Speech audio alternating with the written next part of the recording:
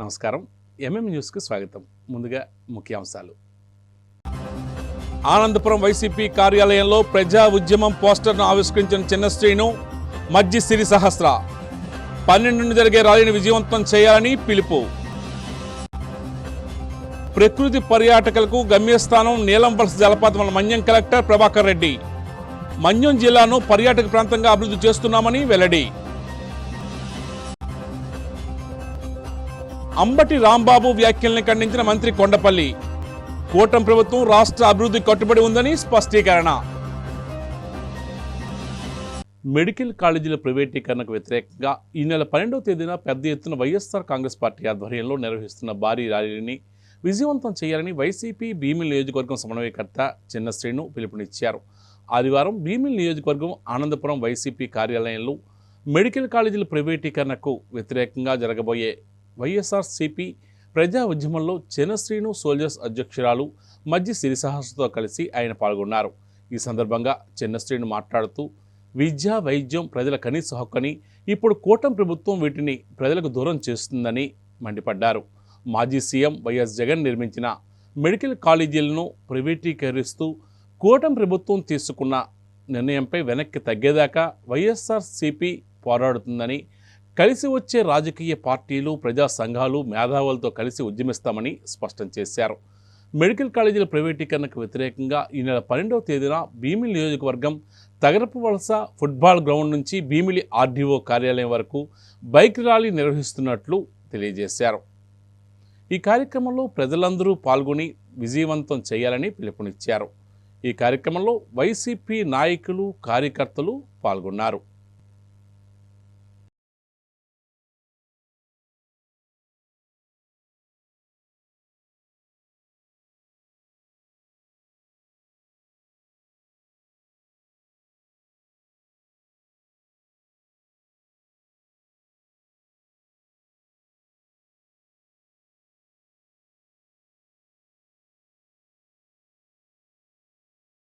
రేపు 12వ తారీఖుని రాష్ట్రంలో ఉన్న 175 నియోజకవర్గాల్లో కూడా ఏదైతే కూటమి ప్రభుత్వం తీసుకున్న మెడికల్ కాలేజీ ప్రైవేటీకరణ ఉందో ఆ ప్రైవేటీకరణ వ్యతిరేకంగా ఈ ప్రభుత్వమే మెడికల్ కళాశాలని ప్రైవేటీకరణ చేయకూడదు, ప్రభుత్వ పరంగానే వీటిని కొనసాగించాలని చెప్పి ఏదైతే మనం ఆలోచన చేశామో, మన నాయకుడు ఆలోచన చేశాడో దానికి అనుగుణంగా మరి ప్రతి నియోజకవర్గంలో కూడా ఒక పెద్ద ఎత్తున ర్యాలీ చేయాలని చెప్పి మరి నాయకులు ఆదేశాలు జారీ చేయడమైంది గౌరవ జగన్మోహన్ రెడ్డి గారు. మరి దానికి అనుగుణంగా మరి జిల్లా స్థాయిలో కార్యక్రమాలు ఆల్రెడీ నేను లాంచ్ చేశాం. మరి వాళ్ళ నియోజకవర్గ స్థాయిలో మరి పార్టీ అధ్యక్షుల ఆదేశాల మేరకు ఈరోజు మరి దాన్ని లాంచ్ చేయడానికి ఈరోజు ఆ కార్యక్రమాన్ని ఏర్పాటు చేసుకున్నాం. మరి దానికి అనుగుణంగానే ఆ రోజు మరి తగరపులసలో మరి అంబేద్కర్ విగ్రహం దగ్గర నుంచి మరి భీమిల్లో తహసీల్దార్ ఆఫీస్ వరకు ఒక బైక్ ర్యాలీ తీసుకొని ఆ ర్యాలీ ద్వారా వెళ్ళి అక్కడ వినతిపత్రం ఇవ్వాలని చెప్పి ఆనాడు నిర్ణయం చేయడమైంది. మరి దానికి అనుగుణంగానే అదేవిధంగా యథాతథంగా ఆ కార్యక్రమాన్ని 12వ తారీఖున కూడా విజయవంతం చేయడానికి ఈరోజు అందరం కూడా ఇక్కడ ఇక్కడ అందరూ కూర్చున్నాం. చెప్పారు పెద్దలందరూ కూడా ఈ కార్యక్రమం ఎట్టి బస్సులో విజయవంతం చేద్దాం ఖచ్చితంగానే. ఈ కార్యక్రమం దాని ముఖ్య ఉద్దేశం కూడా తెలుసు. ఇప్పటికే మనందరం కూడా ప్రజా వైద్యం ప్రజల హక్కు అని ఒక నినాదంతో ఇప్పటికే మనం 1 కోటి సంతకాల కార్యక్రమంతో ప్రజల దగ్గరికి వెళ్ళాం. ఇప్పటికే మన నియోజకవర్గంలో అన్ని మండలాల్లో కూడా అన్ని వార్డుల్లో కూడా ఈ కార్యక్రమం ప్రారంభమైంది. చాలా వరకు గ్రామాల్లో కూడా మన కార్యకర్తలు ప్రారంభోత్సవం చేశారు. ఇప్పటికే ఆ కార్యక్రమం కొనసాగుతోంది. మన నియోజకవర్గంలో సుమారు మన పెద్ద నియోజకవర్గం కాబట్టి సుమారుగా 1,00,000 సంతకాలు మనం సేకరించాలి. 1,00,000 మంది ప్రజల్ని మరి కలిసి వారి ద్వారా ఈ 1 కోటి సంతకాల్లో మనం భాగస్వాములు అవ్వాలని చెప్పి ఆనాడు మన నిర్ణయం చేశారు అందరూ కూడా. మరి తదనుగుణంగా కార్యక్రమం మొదలైంది. ఇంకా దీన్ని ముమ్మరం చేయాల్సిన అవసరం ఉంది. కొంతకాలంగా ఈ తుఫాను ప్రభావం వల్ల 1 వారం రోజులు మనం పూర్తిగా ఈ కార్యక్రమం దూరంగా ఉన్న మరలా ఈ కార్యక్రమం మొదలైంది. ముఖ్యంగా మండలాల్లో కానీ మరి వార్డుల్లో కానీ మరి పెద్దలందరికీ కూడా నేను చెప్తా ఉన్నాను, దీన్ని మరి త్వరితగతంగా ముందుకు పోవాలి. ఎందుకంటే 1 కోటి సంతకాల కార్యక్రమం మళ్ళీ గౌరవ జగన్మోహన్ రెడ్డి గారు ఎప్పుడు మనకి మరి జిల్లా స్థాయిలో ఒక ర్యాలీ చేసి తద్వారా విజయవాడకి ఈ సంతకాలు పంపించండి అని చెప్తే మరి ఖచ్చితంగా దాన్ని పంపించే కార్యక్రమం చేయాలా. అప్పటిలోగానే ఈ కార్యక్రమం మనం పూర్తి చేసుకోవాలి. ఖచ్చితంగా ఈ కార్యక్రమాన్ని పూర్తి చేయాలంటే మనందరం కూడా పెద్ద ఎత్తున ఈ కార్యక్రమం మరి దీన్ని కూడా విజయవంతం చేయాలి. మరి అనేక సందర్భాలు చెప్పుకున్నాం. ఈ కార్యక్రమం దానికి ఉద్దేశం ప్రజా వైద్యం, ప్రజల హక్కు.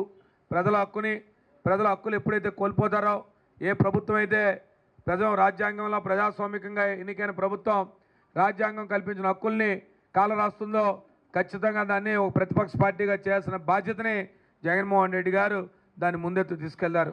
కాబట్టి ఇవాళ మనందరం కూడా క్షేత్రస్థాయిలో తీసుకెళ్తున్నాం. ఇప్పటికే వారి మీద చాలా ఒత్తిడి ఉంది.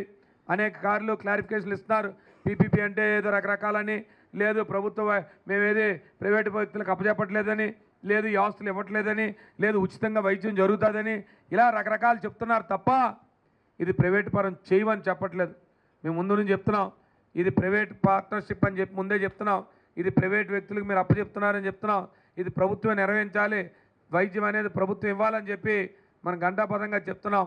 కాబట్టే ఇది ప్రజల తరపున, ప్రజల కోసం మనం చేయాల్సిన కార్యక్రమం ఇది రాజ్యాంగబద్ధంగా. కాబట్టే రాజకీయ కోణంలో కాదు.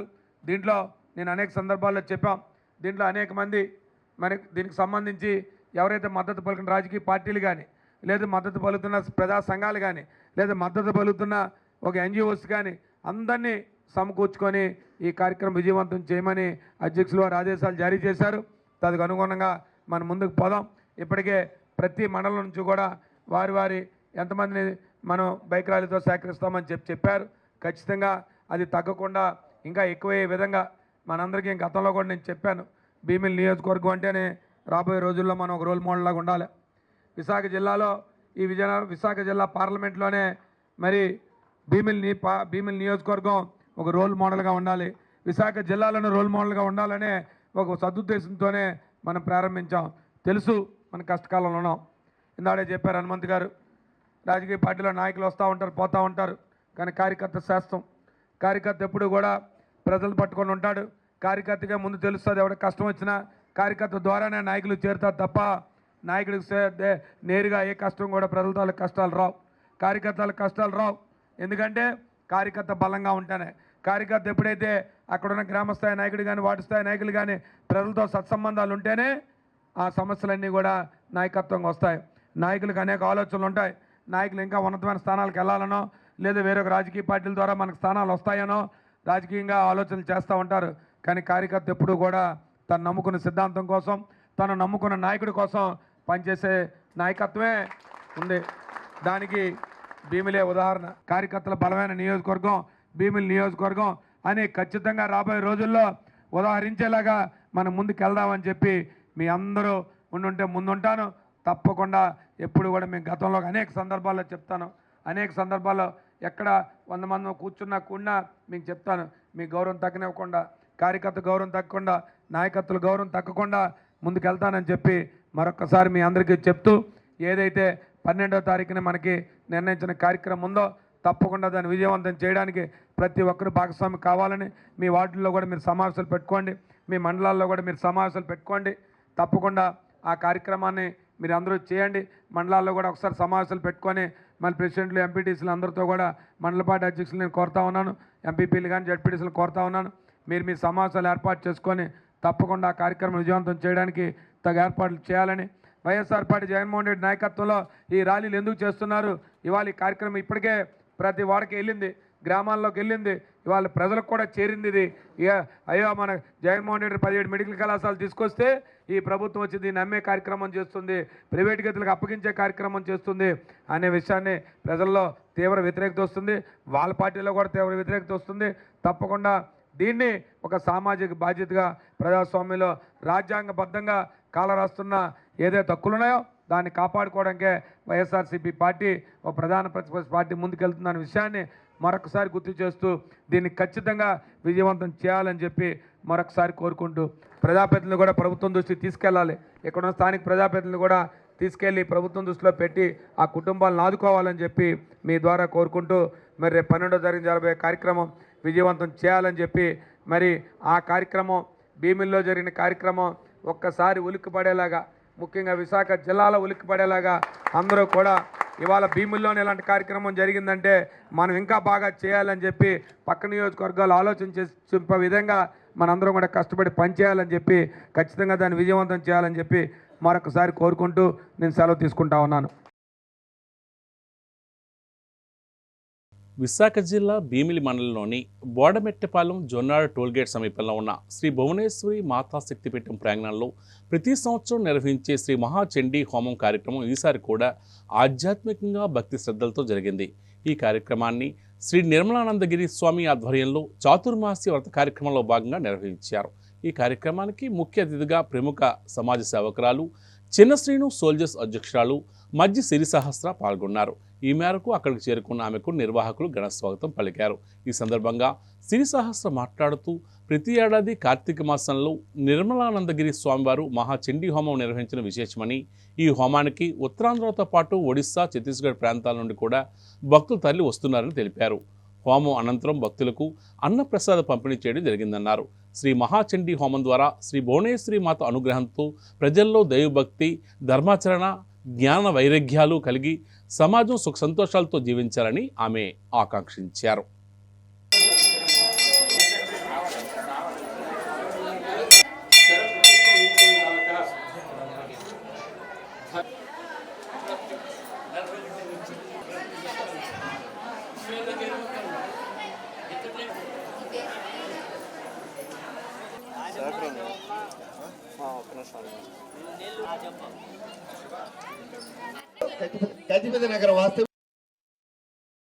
క్రీడలతో ఉజ్వల భవిష్యత్తు లభిస్తుందని మంత్రి కొండపల్లి శ్రీనివాస్ తెలిపారు. రాష్ట్ర స్థాయి అండర్-19 ఖోఖో పోటీలు విజయనగరంలో ఉత్సాహంగా ప్రారంభమయ్యాయి. విజయ్ మైదానంలో నిర్వహించిన ఈ పోటీల్లో మంత్రి కొండపల్లి ఎమ్మెల్యే అదితి గజపతిరాజు ప్రారంభించారు. ఈ సందర్భంగా మంత్రి మాట్లాడుతూ విజయనగరం ఖోఖో, కబడ్డీ క్రీడలకు ప్రసిద్ధి అని తెలిపారు. అటువంటి జిల్లాలో 2 రోజుల పాటు రాష్ట్ర స్థాయి ఖోఖో పోటీలు నిర్వహించడం ఆనందంగా ఉందన్నారు. క్రీడా స్ఫూర్తితో ఆడి జాతీయ పోటీలకు ఎంపికై మన రాష్ట్ర ప్రతిష్టను ఇనుముడింప చేయాలని ఆశాభావాన్ని వ్యక్తం చేశారు. అనంతరం పోటీలను ప్రారంభించారు. ఈ కార్యక్రమంలో ఎస్జీఎఫ్ రాష్ట్ర కార్యదర్శి భానుమూర్తి, జిల్లా ఇంటర్ విద్యాశాఖ అధికారి ఎస్ తవిట్నాయుడు, వివిధ జిల్లాల నుంచి వచ్చిన క్రీడాకారులు పాల్గొన్నారు.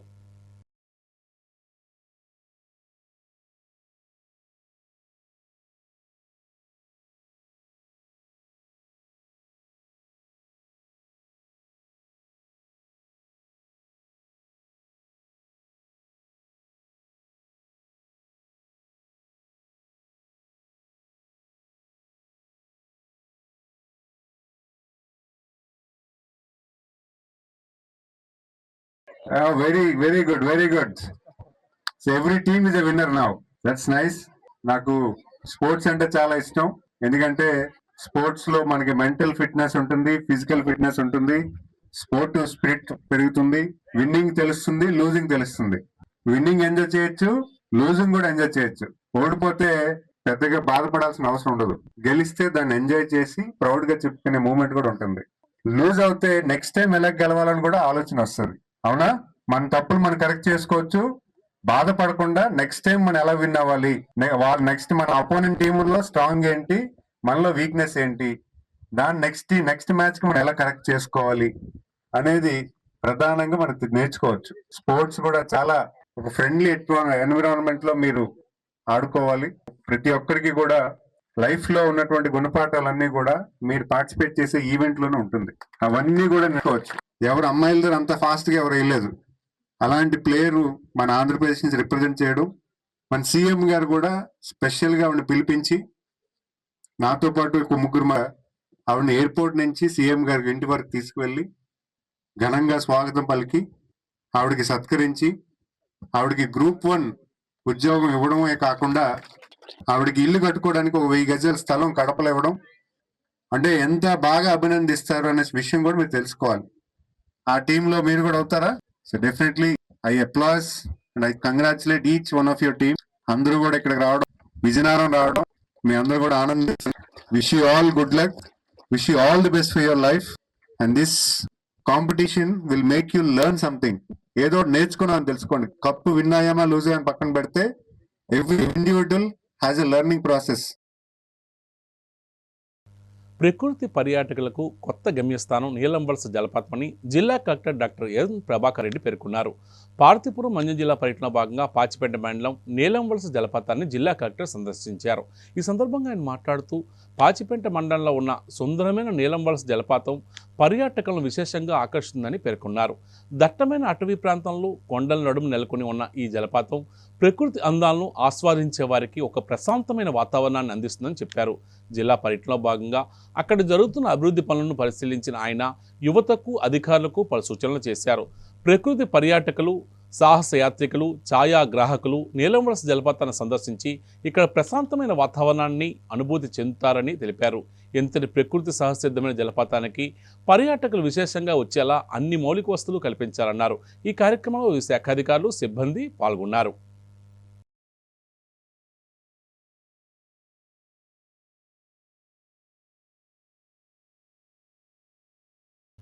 అభినయ నాటకశాల సంయుక్త నిర్వహణలో విజయనగరంలోని గురజాడ కళాభారతిలో జరుగుతున్న నాటక పోటీలు ముగిశాయి. మొదటి నాటికగా పరమాత్ముని శివరాం రచనలు, మంచాల రమేష్ దర్శకత్వంలో కరీంనగర్ చైతన్యం స్వప్నం రాల్చిన అమృతం నాటకం రంజింపజేసింది. అనంతరం హైదరాబాద్ గోవాడ క్రియేషన్స్ వారి అమ్మ చిక్కిన బొమ్మ నాటికను ప్రదర్శించారు. ఈ సందర్భంగా వారు మాట్లాడుతూ విజయనగరం అంటేనే కళలకు పుట్టినిలని, అటువంటి ప్రాంతంలో నాటికలు ప్రదర్శించడం తమ అదృష్టమని తెలిపారు. తమ కార్యక్రమాలకు విచ్చేసి ప్రోత్సహించిన ప్రేక్షకులకు ధన్యవాదాలు తెలిపారు. ఈ కార్యక్రమంలో నటరత్న నాటక పరిషత్ అధ్యక్ష కార్యదర్శులు అభినయ్ శ్రీనివాస్, గెద్ద వరప్రసాద్ తదితరులు పాల్గొన్నారు. ఎన్టీఆర్ కళా పరిషత్ నిర్వహిస్తున్నటువంటి 3వ రోజు ఆఖరి రోజు అనేటువంటి ఈ రోజున ఈ పరిషత్తులో భాగంగా నాకు ఇంత గౌరవప్రదమైనటువంటి సత్కారం ఇచ్చినందుకు ఇక్కడ పెద్దలందరికీ, ముఖ్యంగా మరి దీని కారకులైనటువంటి మిత్రులు అభినయ్ శ్రీనివాస్ గారు, అలాగే మా మిత్రులు గంధ ప్రసాద్ గారికి, ఇక్కడ ఇచ్చేసినటువంటి వేదికను ఇచ్చేసినటువంటి పెద్దలందరికీ, మరి ముఖ్య అతిథులు మన మినిస్టర్ గారు దాడి వీరభద్ర, ఎక్స్ మినిస్టర్ గారు, మహోన్నతులైనటువంటి గౌరవప్రదమైనటువంటి మహోన్నతులైనటువంటి శ్రీ దాడి వీరభద్రరావు గారికి, అలాగే మిత్రులు 9 సంవత్సరాల నుంచి కూడా నిర్వహిస్తున్నారు. ఈ 9 సంవత్సరాల పాటు నేను ప్రతి ఏడాది కూడా హాజరవుతూ వారికి చేదోడు వాదోడుగా నేను కూడా ఉంటూ జాతీయ న్యాయ సహాయ సేవా కార్యక్రమంలో భాగంగా విజయనగరం జిల్లా గైర్నగర్ మండలం కాలంరాజుపేట గ్రామంలో జడ్జి ఏ విజయరాజ్ కుమార్ ప్రజలకు న్యాయ సమస్యలపై అవగాహన కలిగించారు. ఈ సందర్భంగా ఆయన మాట్లాడుతూ తల్లిదండ్రులు పిల్లల నడవడిక గమనించి తగిన జాగ్రత్తలు తీసుకోవాలని తెలిపారు. కుటుంబ సభ్యులు మధ్య వచ్చే భూ తగాదాలను గ్రామంలో పరిష్కరించుకోవాలని సూచించారు. గ్రామంలోనే సమస్యలు పరిష్కరించుకోవడం వల్ల కాలం, డబ్బు ఆదా అవుతుందని తెలిపారు. గ్రామంలోని పరిష్కారం కాని సమస్యలు ఉంటే ముందు పోలీస్ స్టేషన్కు, తర్వాత కోర్టుకు రావాలని తెలిపారు. ఈ కార్యక్రమంలో గ్రామ సర్పంచ్ గేదెల ఈశ్వరరావు, ఎస్ఐ కిరణ్ కుమార్ నాయుడు, న్యాయవాది సాయిశేఖర్ తదితరులు పాల్గొన్నారు. కాసేపు విరామం.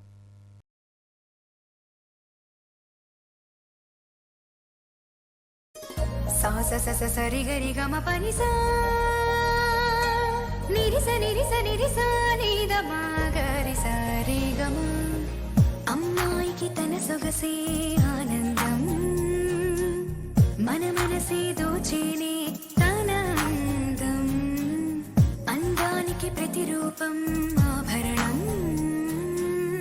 ఆభరణం అసలు రూపం Govinda jewelleries, Govinda jewelleries, Govinda jewelleries, Govinda jewelleries. సాంప్రదాయ స్వర్ణాభరణాలకు పుట్టినిల్లు మా Govinda jewelleries. Govinda jewelleries, MG road, Vizianagaram. అందమంటేనే ఆడవాళ్ళు, మరి మన ఆడవాళ్ళకి మరింత అందం చేకూర్చేది బంగారం. బంగారం కొనడం సులభమే, కానీ నాణ్యమైన బంగారం కొనడం అంత ఈజీ కాదు. సంప్రదాయమైన కలెక్షన్స్, నాణ్యమైన ఆభరణాలు, సామాన్యుడికి కూడా అందుబాటైన ధరలు, నమ్మకమైన పేరు, అది మన ధనలక్ష్మి జ్యువెలర్స్. మా బామ్మ ఎప్పుడు చెప్పేది, ఒక్కసారి ధనలక్ష్మి జ్యువెలర్స్ లో బంగారం కొంటే మళ్ళీ మళ్ళీ కొంటూ ఉంటామని. ధనలక్ష్మి జ్యువెలర్స్, డాబా తోట, ఎంజీ రోడ్, విజయనగరం.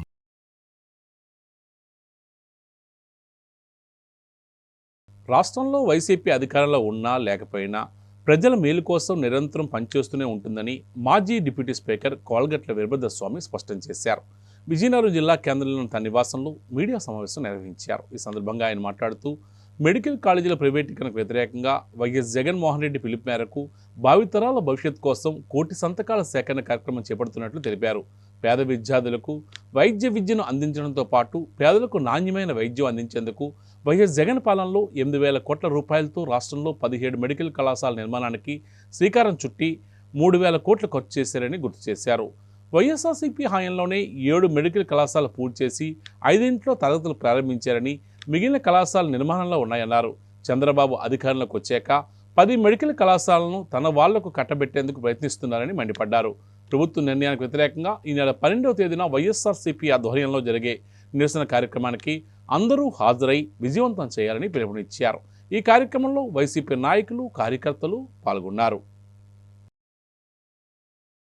అధికారం ఉండేటప్పుడు జగన్మోహన్ రెడ్డి గారు ముఖ్యమంత్రిగా ఉండేటప్పుడు విద్యని, వైద్యాన్ని ప్రజలకి అందుబాటులో తేవాలన్న ఆలోచనతో కింద స్థాయి ప్రజానికానికి కూడా విద్యా, వైద్యం అందుబాటులో ఉండాలన్న ఆలోచన చేయటం, అందులో భాగంగా నాడు నేడు అనే కార్యక్రమాన్ని రూపొందించి ప్రైవేట్ స్కూల్స్కి, కార్పొరేట్ స్కూల్స్కి ధీటుగా ప్రభుత్వ పాఠశాలను కూడా తీర్చిదిద్ది పిల్లలు చదువు పట్ల శ్రద్ధ వహించే విధంగా ఆ వాతావరణాన్ని తయారు చేసిన విధానం ఈ రాష్ట్రంలో ఏ ముఖ్యమంత్రి చేయలేదని. అలానే రాష్ట్రంలో 17 వైద్య కళాశాలలు మంజూరు చేయించి అందులో 5 కళాశాలలు పూర్తి స్థాయిలో నిర్మాణం చేయించి మిగిలిన కళాశాలలో నిర్మాణ దశలో ఉంటుండగా ఎన్నికలు రావటం, ప్రభుత్వం ఓడిపోవడం జరిగింది. ఏ ప్రభుత్వం అధికారంలో ఉన్నా, ఏ వ్యక్తులు ముఖ్యమంత్రులుగా ఉన్నా ప్రజలకు అవసరమైనవి, ప్రజలకు మేలు జరిగేవి రాజకీయాలను పక్కన పెట్టి అమలు చేయవలసిన పరిస్థితిలో కూటమి ప్రభుత్వం మెడికల్ కాలేజీ చూడగానే జగన్మోహన్ రెడ్డి గుర్తుకొస్తున్నారన్న ఒక దురాలోచనతో ప్రైవేటీకరణ చేయాలి అని ఒక ఆలోచన. ప్రైవేటీకరణ చేస్తే తప్పే ఉందని అడుగుతున్నారు ముఖ్యమంత్రి గారు.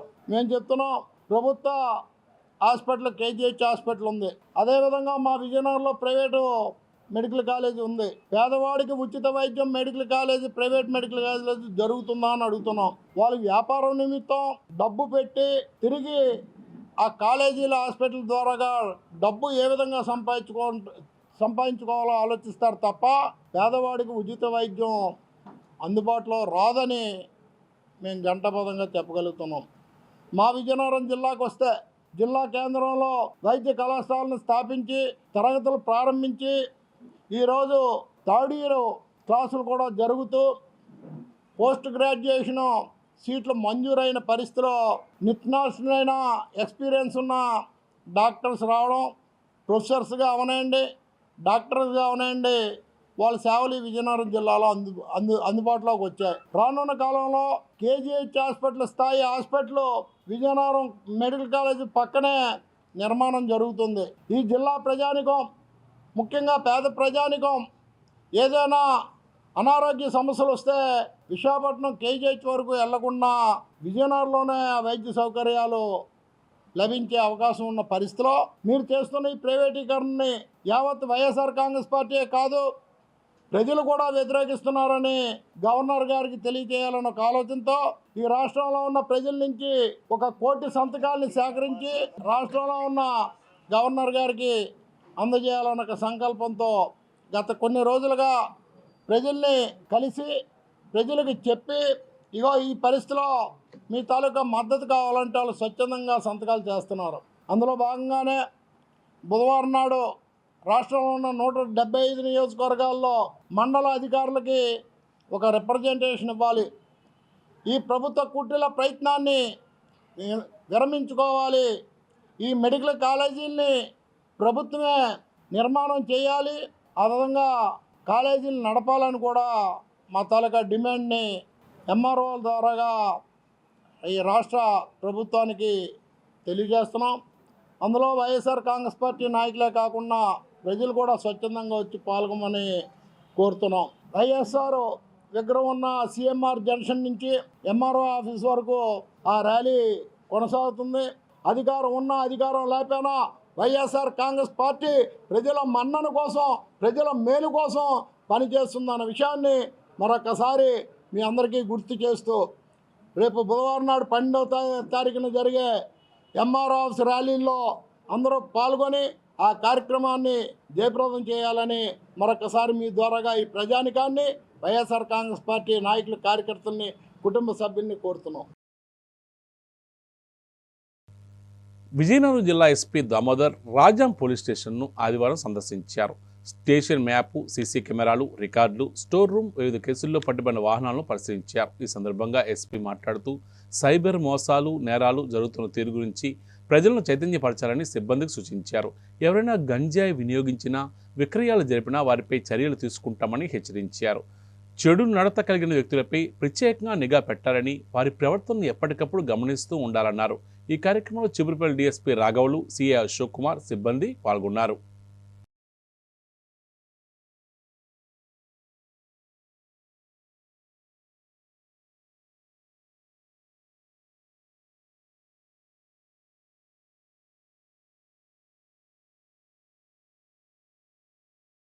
ఒరిస్సా బార్డర్ ఉండడం వల్ల కొంత ఇంతకుముందు బాగా దాన్ని వాడక ఉండేది. ఇప్పుడు లోకల్లో పోలీసులు అందరూ కూడా కలిసికట్టుగా ఇన్ఫర్మేషన్ గ్యాదర్ చేసి వీళ్ళందరినీ అరెస్ట్ చేయడం వల్ల ఆల్మోస్ట్ రాజాం ఈ చుట్టుపక్కల ప్రాంతాల్లో జీరోకి వచ్చింది.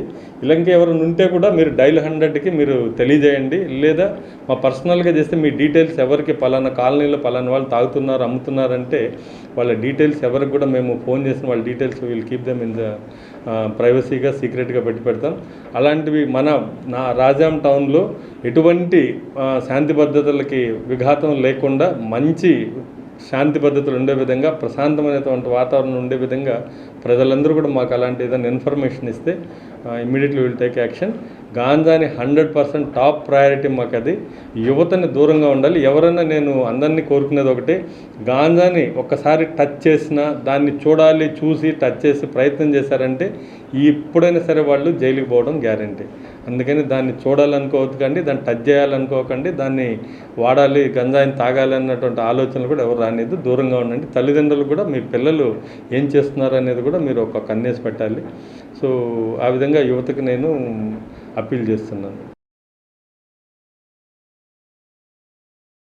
విజయనగరం జిల్లా కేంద్రంలోని సంతపేట రామ మందిరంలో ప్రతిష్ఠించిన గౌరమ్మ తల్లికి ఘనంగా సారి సమర్పించారు. ఈ మేరకు మహిళా భక్తులు అధిక సంఖ్యలో పాల్గొని అమ్మవారికి పసుపు, కుంకుమలతో అర్చించి వివిధ రకాల పిండి వంటలను నైవేద్యంగా సమర్పించారు. ఈ సందర్భంగా గౌరీ సేవా సంఘం సభ్యులు మాట్లాడుతూ గత 4 సంవత్సరాలుగా కార్తీక మాసంలోని గౌరీ పరమేశ్వరుని ప్రతిష్ఠించి కుంకుమ పూజలు చేస్తున్నారన్నారు. అమ్మవారికి సారి సమర్పణ చేసి విశేష పూజా కార్యక్రమాలు నిర్వహించామన్నారు. అదేవిధంగా ఈ నెల 16వ తేదీన సారిపల్లి నగరవనంలో కార్తీక సమారాధన జరుగుతుందని, గౌర సామాజిక వర్గం అంతా పాల్గొని విజయవంతం చేయాలని పిలుపునిచ్చారు. ఈ కార్యక్రమంలో గౌరీ సేవా సంఘం సభ్యులు, భక్తులు పాల్గొన్నారు.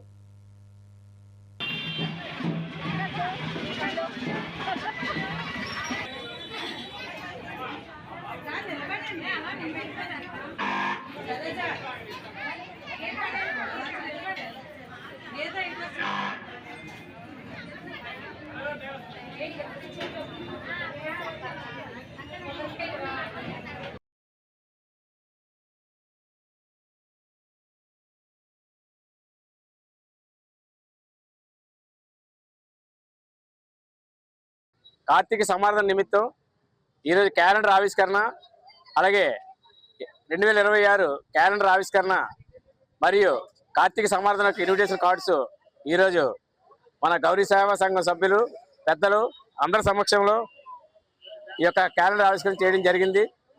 అలాగే గత 2 రోజులుగా ఇక్కడ మన గౌరీ సేవా సంఘం, మహిళా గౌరీ సేవా సంఘం ద్వారా మన ఇక్కడ గైరమ్మను తేవడం, నిన్న భారీ ఎత్తున కుంకుమ పూజ, అలాగే ఈరోజు అఖండమైన సారి, నిన్న సాయంకాలం అఖండ దీపారాధన, అలాగే రేపు సాయంకాలం అమ్మవారి యొక్క నిమజ్జన కార్యక్రమం భారీ ఎత్తున విచిత్ర వేషధారణతో చేయడం జరుగుతుంది.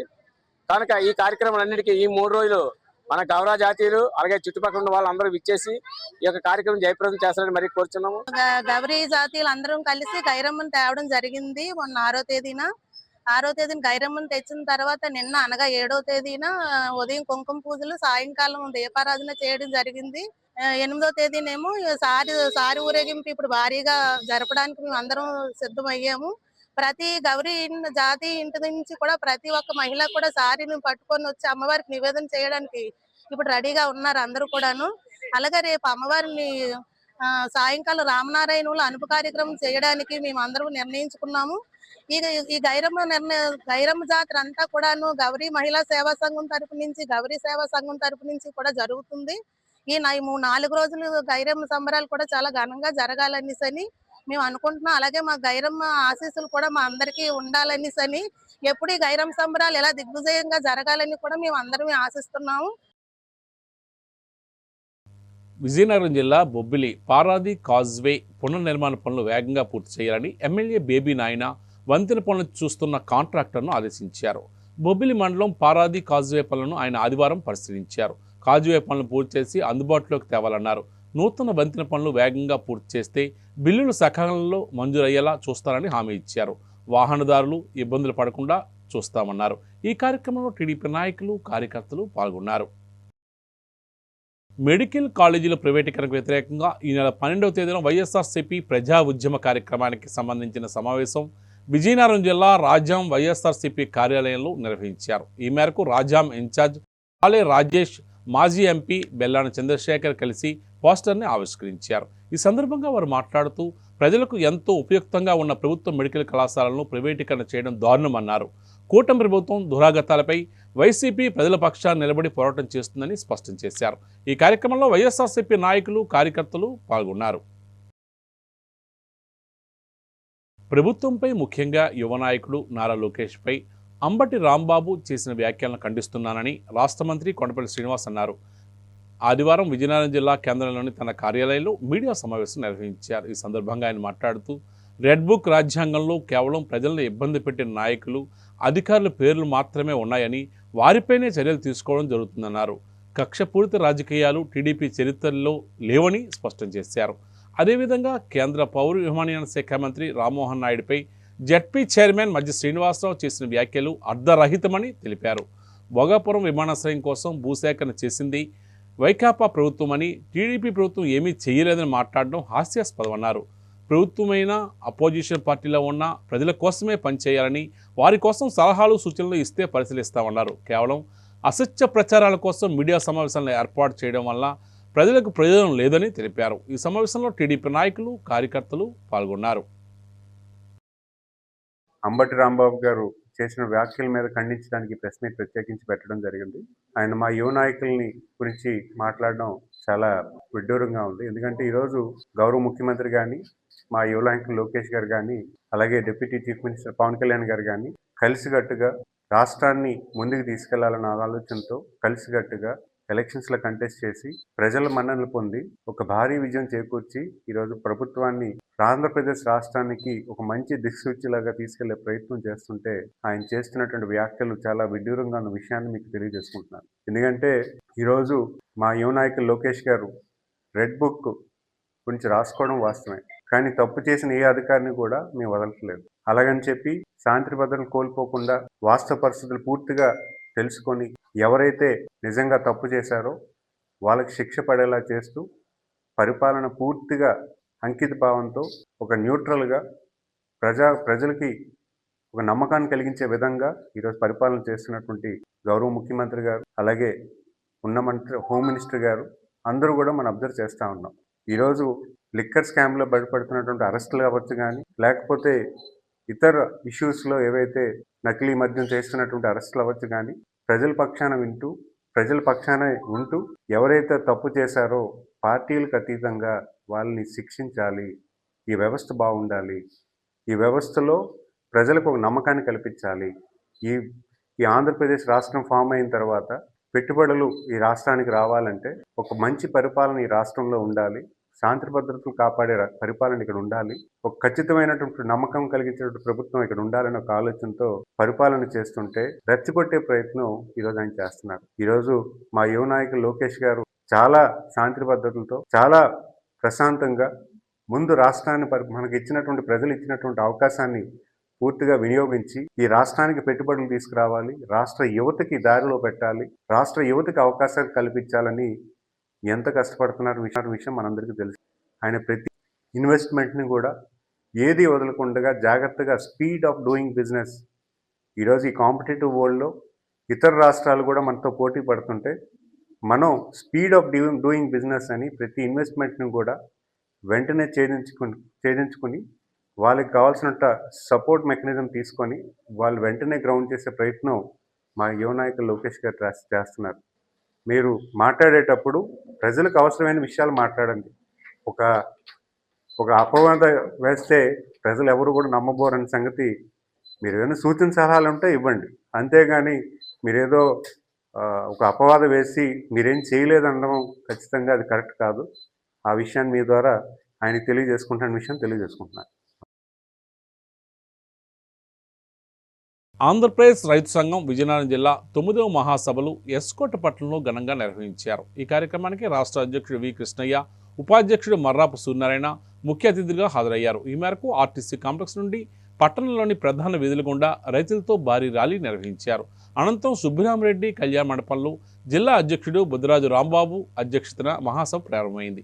ఈ సందర్భంగా నూతన కమిటీ ఎన్నికలు నిర్వహించి భవిష్యత్ కార్యాచరణ నిర్ణయాలను ఆమోదించారు. అనంతరం వారు మాట్లాడుతూ సోమనాథన్ కమిటీ సిఫార్సులను తక్షణమే అమలు చేయాలని, రైతుల పంటలకు గిట్టుబాటు ధర ఇవ్వాలని, కోల్డ్ స్టోరేజీలు ఏర్పాటు చేయాలని కోరారు. రైతుల పంటలను ప్రభుత్వం నేరుగా కొనుగోలు చేయాలని సూచించారు. అభివృద్ధి పేరుతో రైతుల భూములను అధికంగా స్వాధీనం చేసుకోవడం సరికాదని, భూములు తీసుకుంటే 2013 భూచట్టం ప్రకారం పూర్తి పరిహారం చెల్లించాలని తెలిపారు. ఈ మహాసభలో రైతు సంఘం నాయకులు, రైతులు పాల్గొన్నారు.